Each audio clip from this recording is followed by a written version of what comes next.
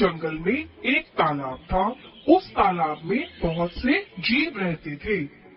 वही तालाब के पास एक वृद्ध बगुला भी रहता था, जो कि बहुत बूढ़ा होने के कारण मछलियों का शिकार करने में असमर्थ हो गया था और अक्सर उसे भूखा ही रहना पड़ता था।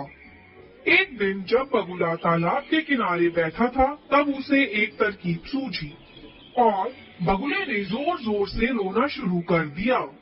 बगुले को रोता देख एक केकड़ा तालाब से बाहर आया और बगुले से पूछा, क्या हो गया है बगले, क्यों रो रहा है पगले तू?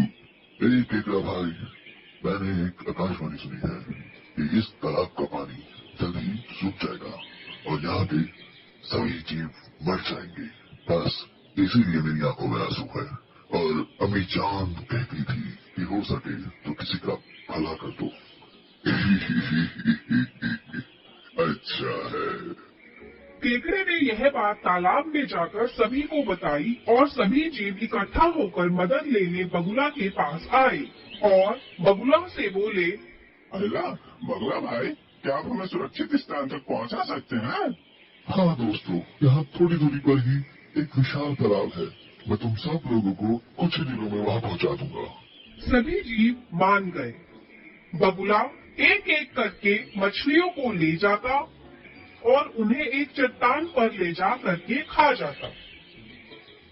अब बगुला बहुत खुश था, क्योंकि उसे बिना किसी मेहनत के उसका भोजन मिल रहा था। यह सब कुछ दिन चलता रहा। फिर एक दिन केकड़े की जाने की बारी आई।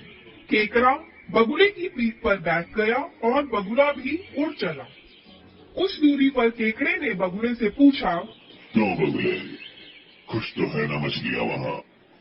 तू ले जा रहा है मुझे जहाँ?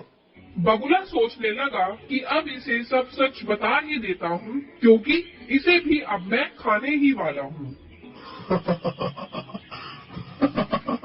नहीं बच्चे, मैंने तो झूठ कहा था। ऐसा तो कोई तालाब है ही नहीं। और हाँ, जो मछलियाँ मैं ले गया था वो सारी मछलियाँ मेरे पेट में खुश है और अब तो भी बन जाने वाला है। केकड़े ने सोचा, यदि यह दुष्ट बगुला जीवित रहा तो उसका और तालाब के सभी जीवों का जीवन संकट में आ जाएगा। यह सोचकर केकड़े ने अपने तेज पंजे बगुले की गर्दन में गाड़ दिए।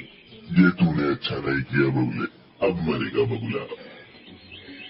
बगुला धरती पर जा गिरा और मर गया।